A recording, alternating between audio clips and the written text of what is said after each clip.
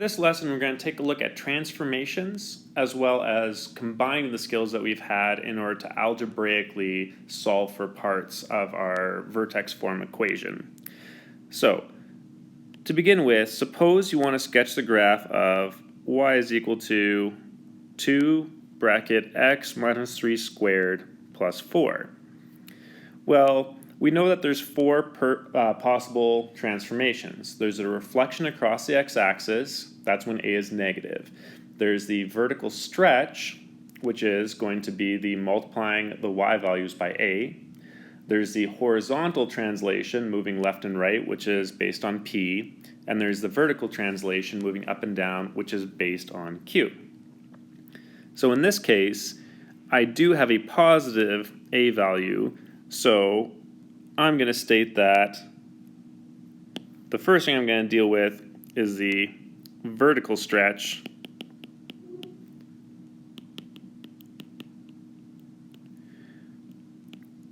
by a factor of a, which in this case is going to be 2. The second thing is going to be my p-value, which moves it left and right. So I'm going to state that I have a horizontal translation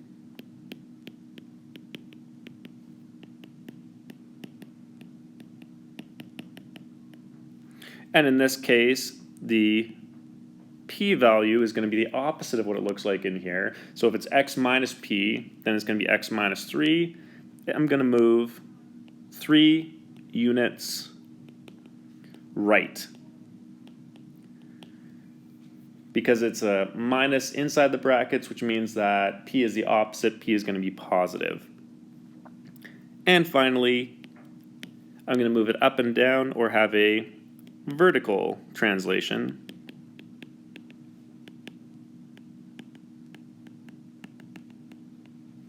In this case, it's positive 4, so I'm going to move 4 units up.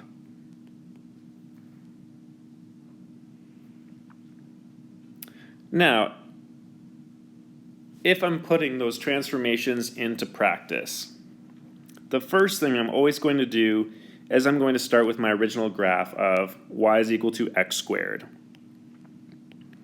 So, if I have y is equal to x squared, I have the point of 0 and 0, 1 and 1, 2 and 4, 3 and 9, or negative 1 and 1, negative 2 and 4, and negative 3 and 9.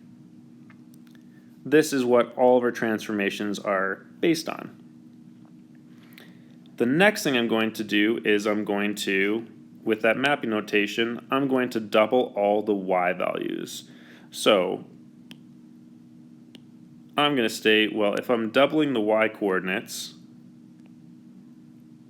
double of 0 is 0. Double of 1 is going to be 2.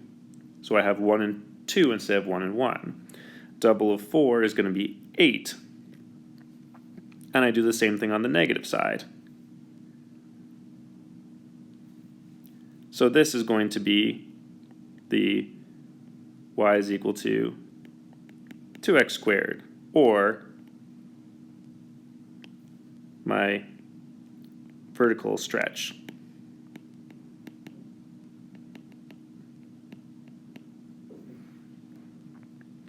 Next thing, I'm going to deal with my translations.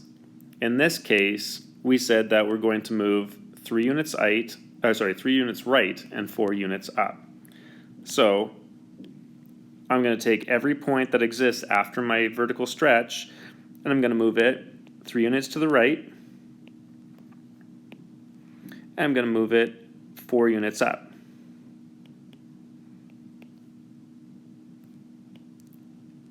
And get my new point. I can do the same thing with all of them. I can take this point and I'm going to move it 3 to the right, I'm going to move it 4 up, and get my new point. The top ones would actually move 3 right, 4 up, and be off of the graph. So I'm not going to worry about that. And I'm just going to draw and extend out my graph. And that is what the new function is going to look like.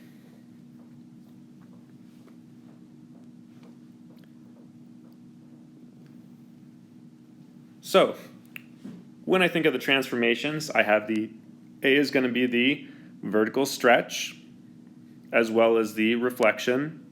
This one has two possible transformations that can take place.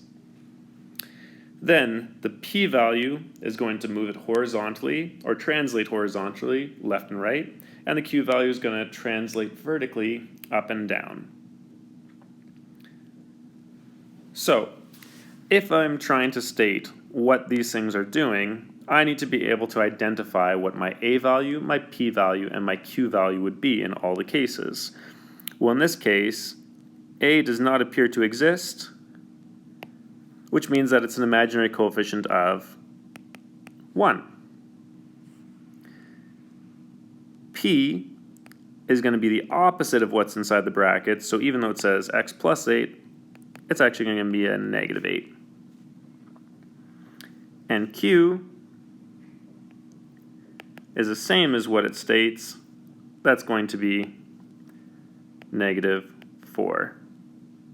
Well, if A is 1, I don't have a vertical stretch or a reflection because it's not negative and it's nothing other than 1. So now I just have two transformations to account for. I have a horizontal translation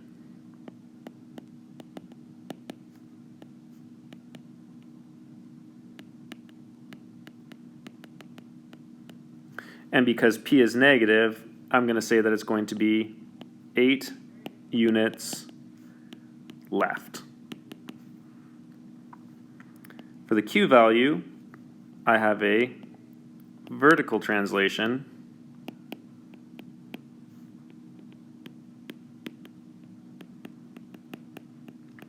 and because it's negative, I'm going to say that it is 4 units down.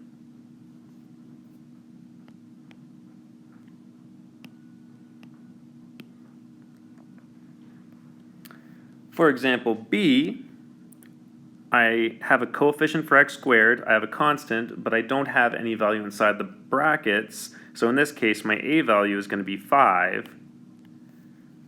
My p value, there's no brackets, is actually 0, so there is no horizontal translation, and my q value is going to be positive 3.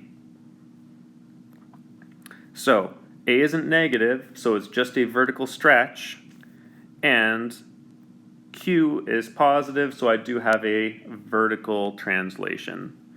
So I'm going to have a vertical stretch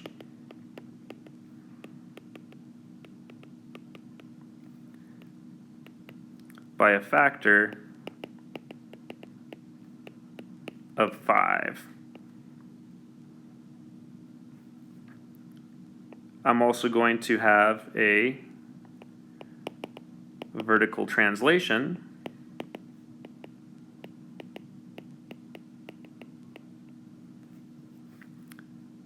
three units, and because it's positive, up.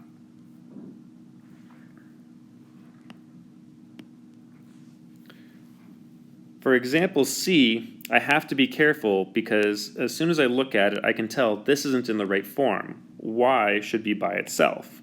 So I have to move that positive 3, or y plus 3, to the other side and state that the equation is actually going to be y is equal to negative 2 bracket x plus 5 squared minus 3.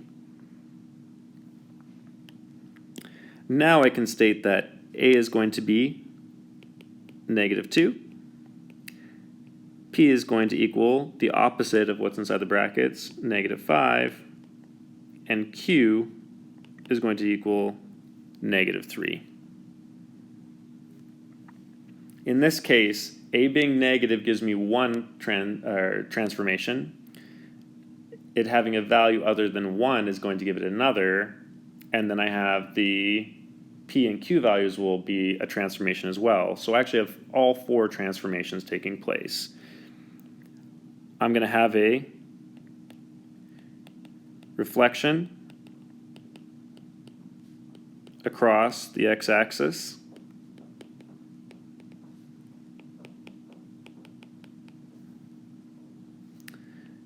I'm going to have a vertical stretch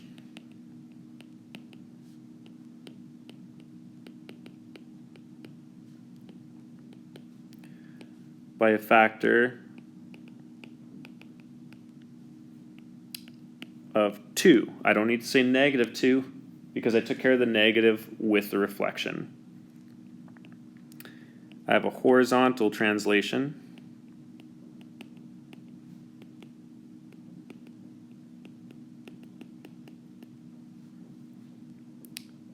five units, in this case because it's negative down, left. And I have a vertical translation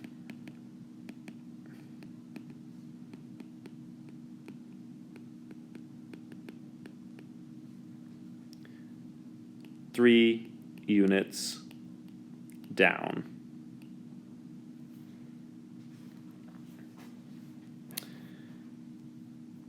For my last example,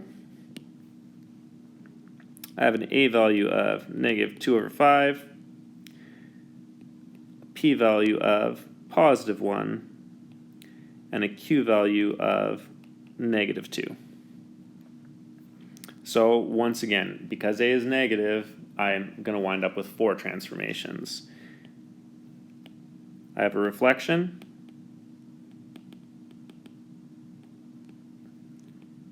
across the x-axis,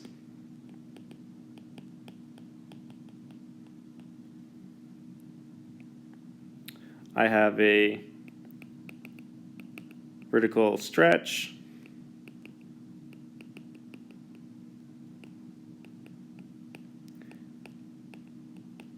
by a factor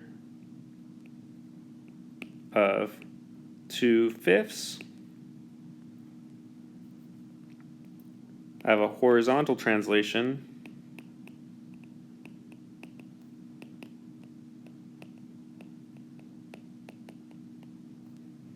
and in this case it's going to be 1 unit to the right because p is positive, and a vertical translation